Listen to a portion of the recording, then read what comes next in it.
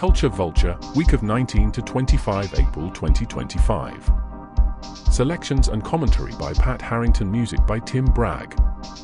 Welcome to Culture Vulture, your guide to the week's entertainment from an alternative viewpoint. This week's standout titles explore trauma and transformation, whether in the searing body horror fable Titane, the haunted interiors of Accident, or the feverish descent of Scarface. Our glowing star highlights include Ducournau's feral masterpiece, a revisiting of Cameron's cyberpunk prophecy The Terminator, and Penelope, a quiet revolution told through the voice of a woman long kept waiting. Alongside these, we spotlight intimate dramas, political documentaries, and myth-bending reinterpretations that challenge and reward in equal measure. Saturday, the 19th of April. Glowing Star Titane, 2021, film 4, 1:50 a.m. With Titane, director Julia Ducournau delivered not just shock value, but one of the most audacious films of the decade, a genre-defying fusion of horror, sci-fi, and emotional melodrama that stunned Cannes into awarding it the Palme d'Or. The film opens with a cold, metallic jolt. A child injured in a car crash emerges with a titanium plate in her skull and an eerie bond with machines. As an adult, she becomes a serial killer, a sex icon, and, somehow, a surrogate son. Agathe Roussel's performance is nothing short of revelatory. Ducournau's film dares to ask whether love can grow in the wreckage of trauma, and whether our bodies can be vessels of healing as well as pain. A jagged, beautiful miracle. Doctor Who, LUX, Episode 2 of 8, BBC One, 7:15 p.m. Miami in 1922, where an abandoned cinema hides a terrifying secret. Sunday, the 20th of April. Brian Ferry plays Ballas Session, Sky Arts, 2:50 a.m. Ferry delivers his signature call in this intimate Swiss concert set. Robert Redford's The Horse Whisperer is a sweeping, contemplative drama that unfolds with the measured grace of a prairie wind. Both director and star, Redford crafts a story that bridges the personal and the elemental, tragedy, healing, and the unspoken understanding between humans and animals. It begins with a harrowing accident that leaves a young girl, Grace, Scarlett Johansson, in a breakout performance, physically and emotionally scarred, and her beloved horse traumatized. Their mutual suffering forms the emotional core of the film. Redford plays Tom Booker, a horse trainer with a near-mystical gift for restoring broken animals. But it quickly becomes clear that his gift extends to people too. As Grace and her mother, a taut, quietly moving Kristen Scott Thomas, arrive at Tom's remote Montana ranch, what follows is not a typical redemption arc but a slow, soulful negotiation between grief and grace. The film is less about solutions than it is about space to mourn, to breathe, to reconfigure what love and resilience look like in the wake of catastrophe. Visually, the film is astonishing.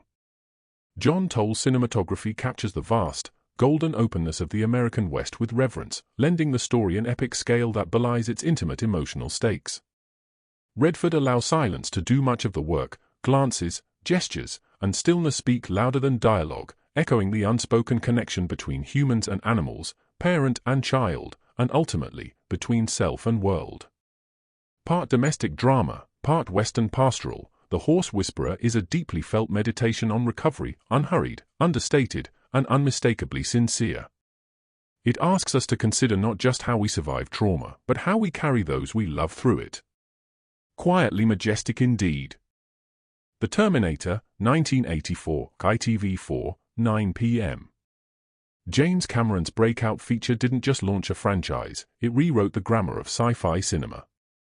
Lean, relentless, and stripped to its apocalyptic bones, The Terminator is part chase film, part tech-noir nightmare, and part existential warning about the machinery we can't stop building.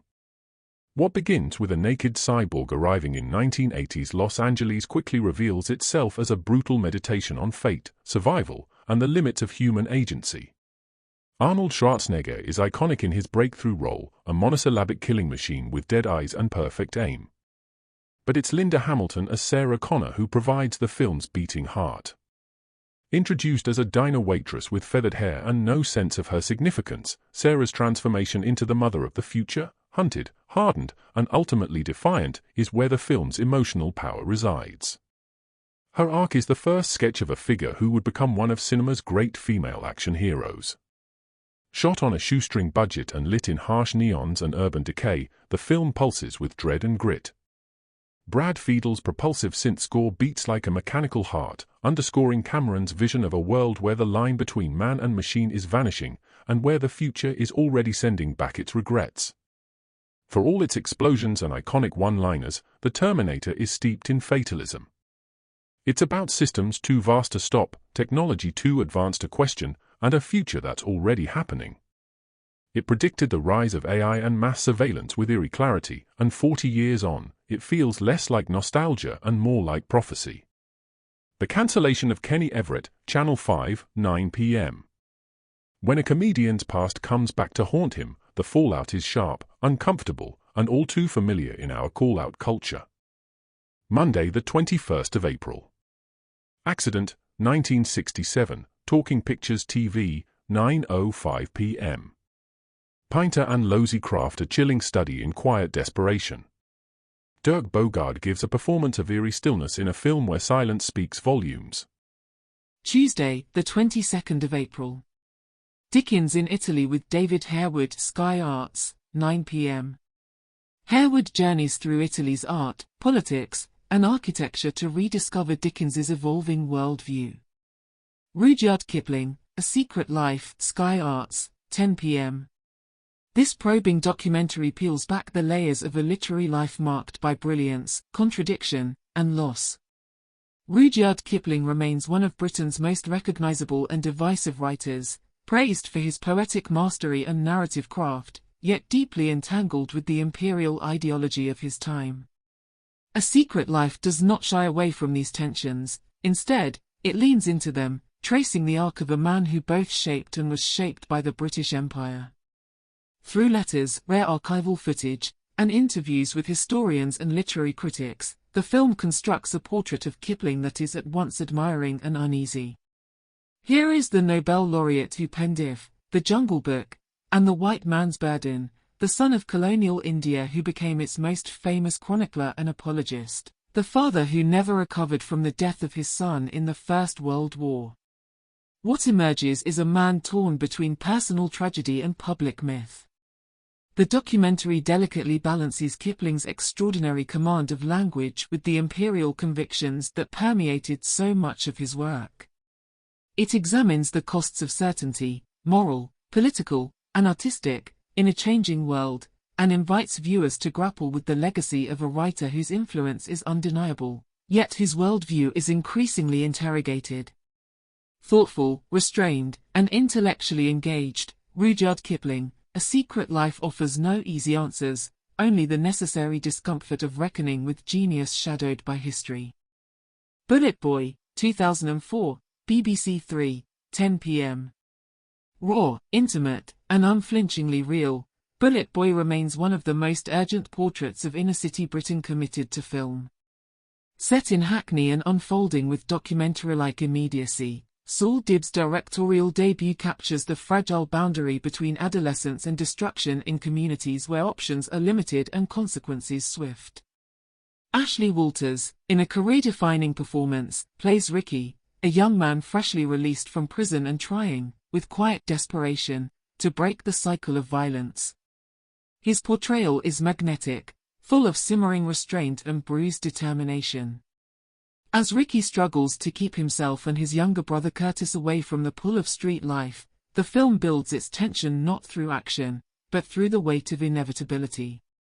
Every choice feels like a test, every silence is loaded. Wednesday, the 23rd of April. Terminator Salvation, 2009, Film 4, 11:35 p.m. The fourth entry in the Terminator saga shifts gears from time-traveling assassins to boots-on-the-ground warfare in a scorched, machine-ruled future. Christian Bale brings grim determination as Resistance leader John Connor, locked in a brutal struggle against Skynet's rise. But it's Sam Worthington as Marcus Wright, part man, part machine, part enigma, who anchors the film's emotional arc. Terminator Salvation reimagines the franchise's mythos as a war movie, trading neon-drenched streets for desolate wastelands and moral ambiguity. Though divisive upon release, it's an ambitious attempt to expand the universe, leaning into themes of sacrifice, guilt, and the tragic limits of prophecy. It asks whether destiny is a blueprint or a burden, and whether humanity can win a war against itself. Thursday, the 24th of April. Trump Revolution, 100 Days That Changed the World. Channel 4, 9 p.m. An unflinching chronicle of America's lurch into disruption, disinformation, and destabilization. Penelope, Sky Atlantic, 9:55 p.m.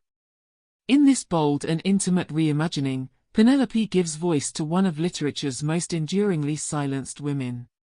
Long cast as the loyal wife weaving and unweaving her tapestry while awaiting Odysseus's return, Homer's Penelope becomes, in this solo theatrical performance, something far more complex. Not a passive figure of endurance, but a woman caught in a storm of memory, yearning, and rebellion.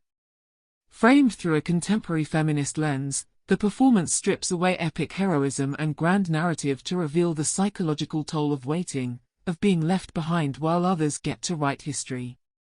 The staging is stark yet expressive, with poetic monologue, minimalist sound design, and shifting light working in tandem to elevate stillness into tension. Every gesture, every breath, becomes loaded with unspoken challenge. The writing leans heavily into lyricism and interiority, exploring themes of autonomy, fidelity, gendered expectation, and the aching question of what happens when myth forgets your voice.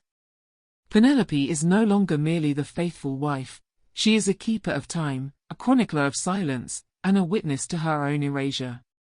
This is theatre as reclamation, emotionally intimate, intellectually resonant, and quietly revolutionary.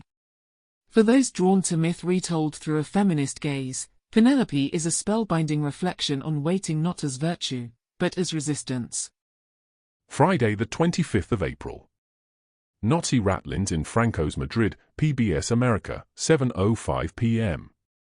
A chilling exposé of how post-war fascists escaped justice with state complicity. Glowing Star Scarface, 1983, Film 4, 9 p.m. Brian De Palma's Scarface is a baroque, blood-splattered epic that fuses the American dream with a cocaine-fueled fever dream. Al Pacino delivers one of cinema's most iconic performances as Tony Montana, a Cuban refugee who claws his way from poverty to power, only to be devoured by the very excesses he embraces. Snarling, swaggering, and incandescent with rage, Pacino dominates every frame, turning Montana into both monster and martyr. With a razor-sharp script by Oliver Stone and Giorgio Moroder's glacial synth score pulsing beneath the surface, the film captures the nihilistic pulse of 1980s Miami. It's obsessed with surfaces, gleaming mansions, mirrored nightclubs, and tailored suits, but beneath them lie rot, paranoia, and a hunger that can't be sated. De Palma frames it all with operatic flair, long takes, split diopter shots, and slow-motion carnage that elevate brutality to something near Shakespearean. Scarface has long courted controversy and contradiction. It's idolized by some for its audacious ambition, while others view it as a cautionary tale of masculine self-destruction. It is both. What makes it endure is precisely that tension between critique and seduction, power and collapse, dream and nightmare. 40 years on, Tony Montana still looms large, a figure of myth, menace, and tragic grandeur. In a world that worships success at all costs, Scarface asks, what if the cost is everything? And finally, streaming choices. Havoc, Netflix, available from Friday the 25th of April. Tom Hardy stars in this gritty thriller from Gareth Evans, The Raid, as a bruised cop fighting his way through a criminal underworld. Expect jaw-dropping choreography, grim morality, and relentless pacing. Dope Thief, Apple TV, finale available Friday the 25th of April. A pair of Philadelphia grifters pretend to be DEA agents until they cross the wrong cartel. Stylish, tense, and unexpectedly sharp. Fatherland and 30 Years of War, a history hit, available from Thursday the 24th of April. A powerful documentary based on the diaries of Wilhelm Kurtz, a German soldier and teacher whose writings offer a haunting, deeply personal view of the Third Reich from within.